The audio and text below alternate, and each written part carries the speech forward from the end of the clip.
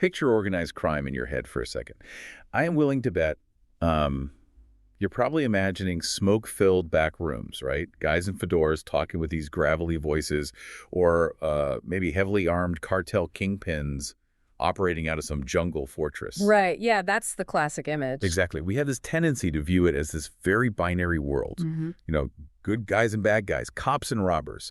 And it's all neatly organized into these shadowy, rigid pyramids of power. Oh, absolutely. We've been deeply conditioned by Hollywood narratives to see these groups as like secret societies, complete with the blood oaths and the grand ceremonies. Yeah.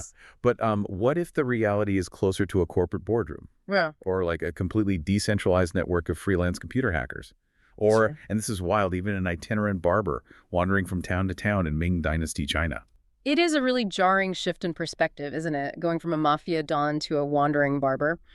But if we strip all the movie magic away, what we are really looking at are highly adaptable, ruthlessly efficient economic systems. And that is exactly our mission for this deep dive. We are looking past the Hollywood myths to explore the true DNA of organized crime. We're going to break down how it evolved, how it operates as this unregulated economic engine, and the surprising psychological and sociological reasons it even exists in the first place. Yeah. And for you listening, this is not just, a round of true crime trivia. Organized crime directly impacts the taxes you pay, the security of your online data, and, well, the invisible social contracts holding your community together. It really does. And to put the sheer scale of this into perspective, we aren't talking about a few shady deals happening in alleyways. Let's look at a benchmark from back in 2009. The UN Office on Drugs and Crime estimated that money laundering alone equated to 2.7% of the entire global GDP. Wait, wow.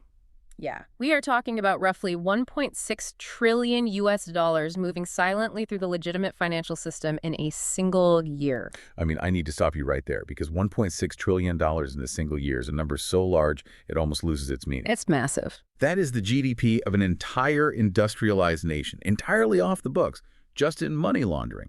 So to understand how criminal syndicates operate today at that multi-trillion-dollar scale, we really have to look at their origins. Yeah. Because this isn't a modern phenomenon born out of the 1920s Prohibition era, like the movies suggest. No, not at all. It is a centuries-old response to economic opportunity. Historically, organized crime was actually a rural issue. Right. For most of human history, the vast majority of people lived in rural areas, so that is simply where the wealth was moving.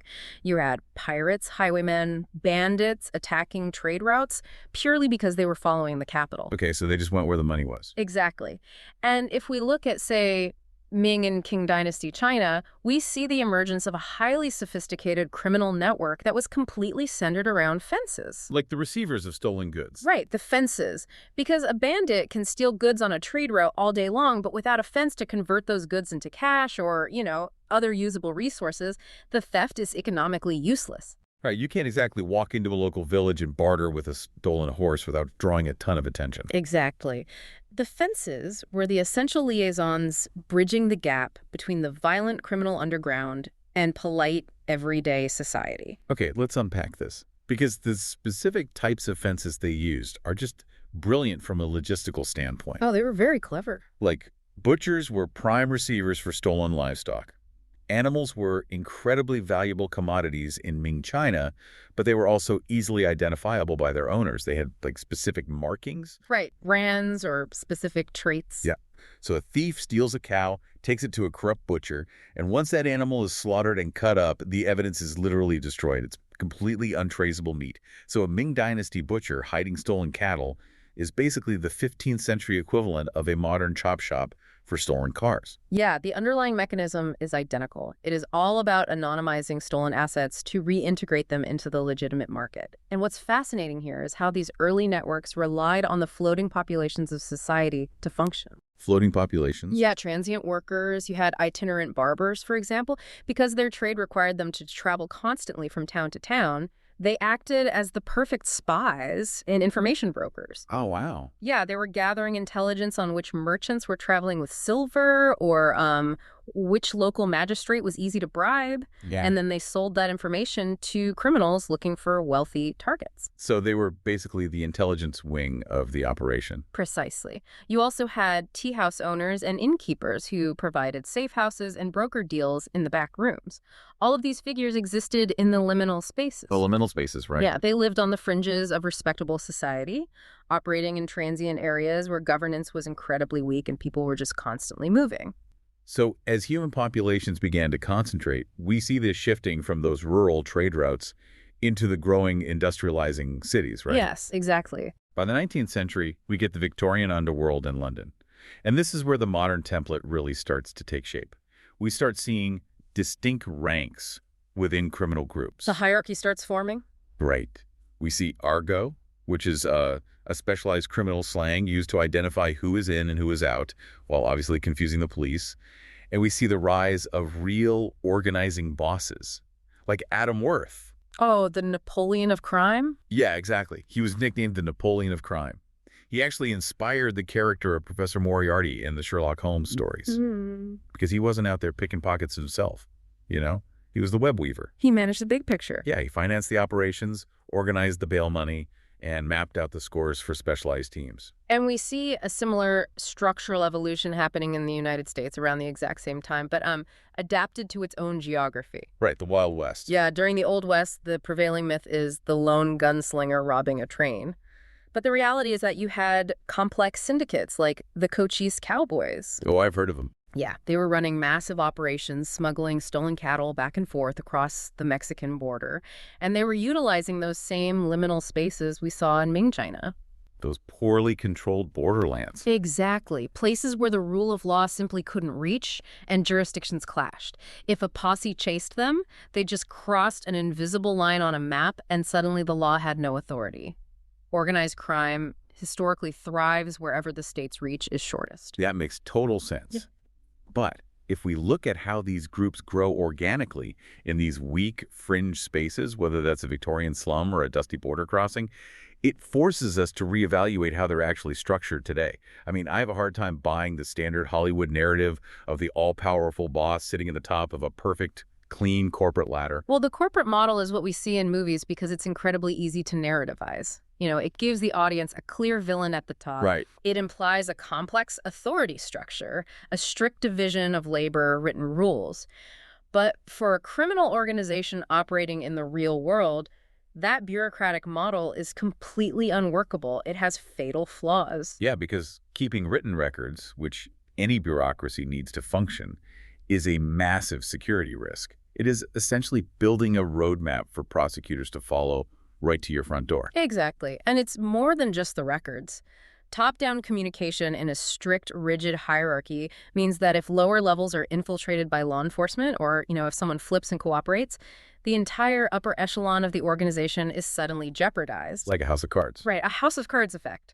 That is why so many organized crime structures are actually patron-client networks. They are fluid, they value familiarity, family ties, and tradition over a strict corporate org chart. So it's less about climbing the corporate ladder. Yeah, it's much more about managing overlapping spheres of influence. Wait, so you're telling me the idea of an all-powerful cartel boss pulling every string might just be a convenient myth we tell ourselves to make the chaos make sense? Yes. Well, it's heavily stylized to fit a legal framework. This brings us to the economist Peter Reuter and his disorganized crime thesis. Disorganized crime? Yeah. Reuters argued that the idea of massive, omnipotent cartels and mafias operating like Fortune 500 companies is largely a rhetorical construct. Police and prosecutors use these neat charts because they simplify a complex, chaotic reality for juries. Oh, that makes sense, like for the riot sham laws. Exactly. It helps them secure convictions under laws designed to target corrupt organizations. But in truth, the criminal underworld is highly fragmented. It is composed of much smaller, fiercely competing cliques and temporary joint ventures. So it's less like a monolithic evil corporation and more like a bunch of aggressive, independent contractors teaming up for specific projects when it suits them. Teaming up and then splitting up or even fighting each other when the project is done. That is the entrepreneurial model. Criminals, fundamentally, are highly rational actors. Right. They are capitalizing on fluid group associations to maximize their profit while mitigating their legal and social risk. They don't want a massive bureaucracy weighing them down. They want agility. They need to pivot. Exactly. Pivot instantly when the market changes or when the police crack down on a specific route. This is the core of the enterprise theory. The idea that organized crime simply exists because legitimate markets leave customers unsatisfied. I mean, it is unregulated capitalism in its most extreme, volatile form.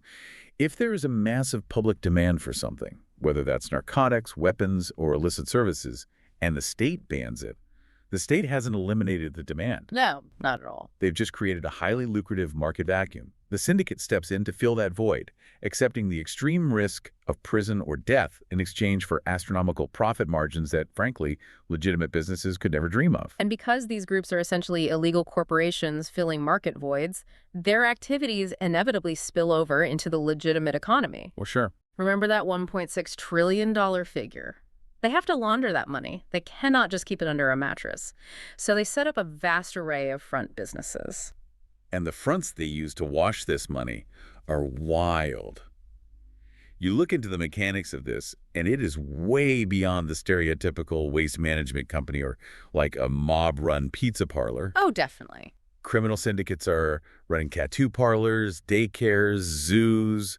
There is even a massive tequila factory in Mexico collaborating directly with the Jalisco New Generation cartel. A tequila factory. Yeah. They use these cash-heavy or complex businesses to commingle their dirty money with legitimate revenue until it is completely impossible for forensic accountants to tell them apart. But here's where it gets really interesting. Okay. Because these syndicates are in the business of filling voids, they don't just supply illicit goods. They often step in to fill voids left by the government itself, particularly when it comes to local security and governance. Right. Which leads to the bizarre phenomenon of criminal vigilantism. It sounds completely contradictory, right? That criminals would police their own neighborhoods.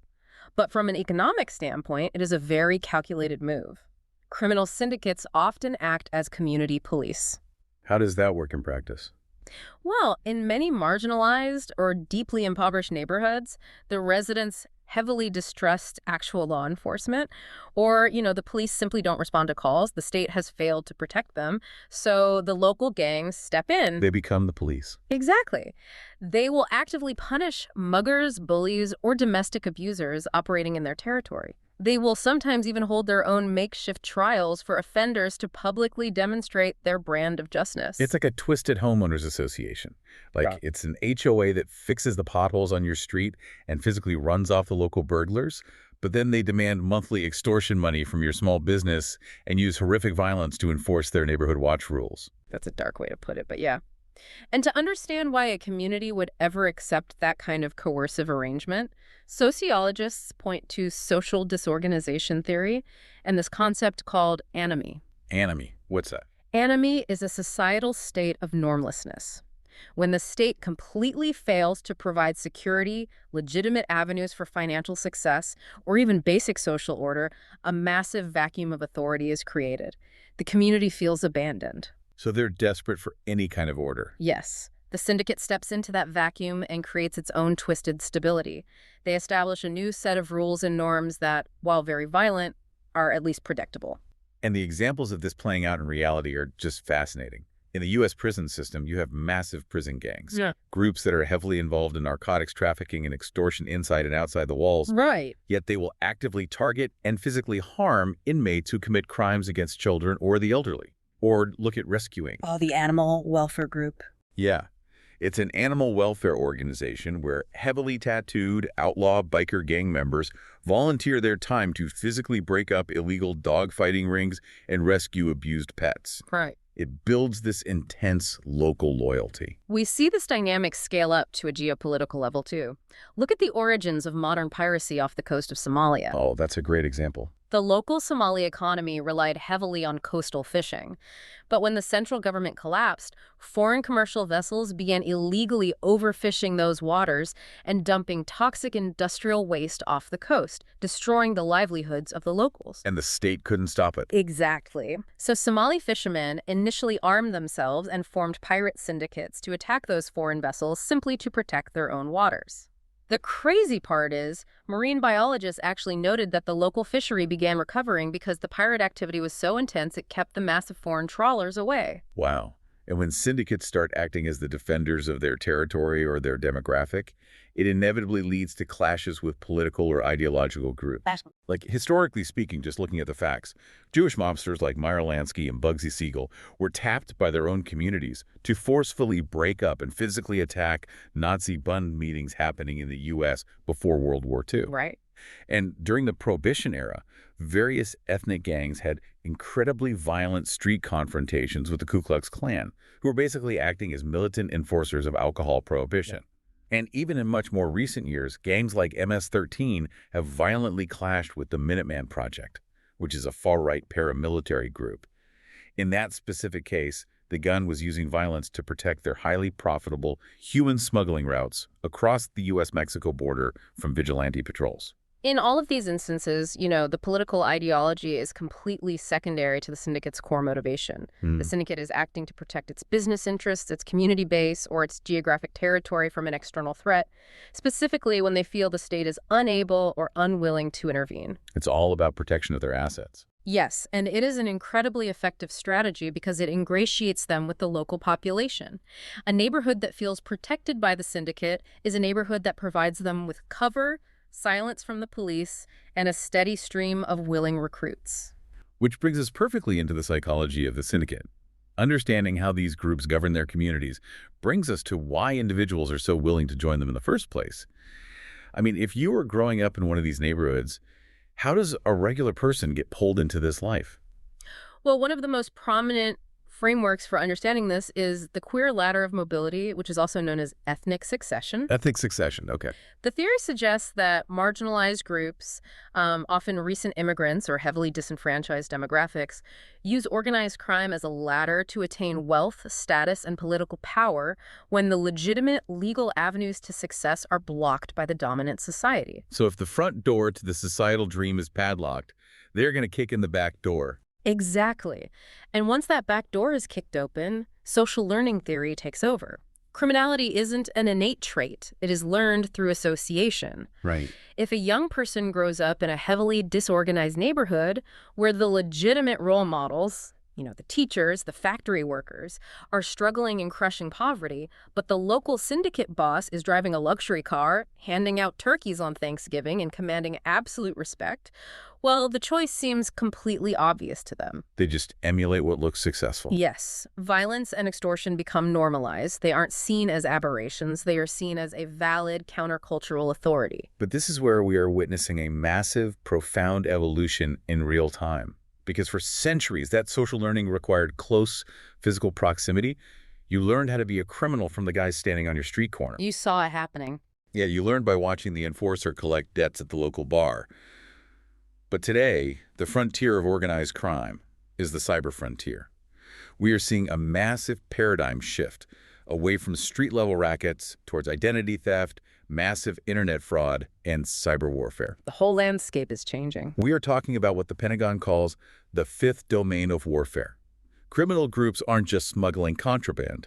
They are deploying highly sophisticated computer worms and Trojan horses to extort billions from financial institutions. The scale of these modern, digitally enabled transnational groups is terrifying. It really is. Look at the Samgor Syndicate operating in Asia, which is also known as the Company. It was headed by a Chinese-Canadian named Se Chi Lop. They aren't fighting over street corners. They allegedly make $8 billion a year trafficking highly refined synthetic drugs like methamphetamine. $8 billion a year? That's insane. Yeah, and they function exactly like a massive, globally integrated transnational corporation, complete with supply chain managers and risk assessment analysts. But at the same time, law enforcement is evolving to meet this threat.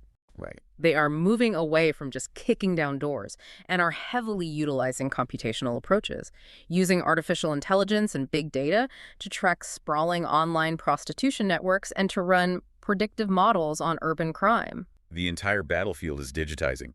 Both the syndicates and the state are utilizing massive data sets to outmaneuver each other.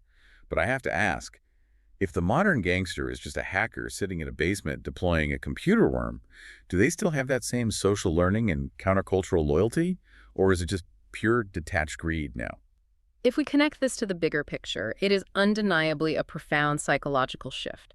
Technology creates a vast, insulating detachment between the perpetrator and the victim. How so?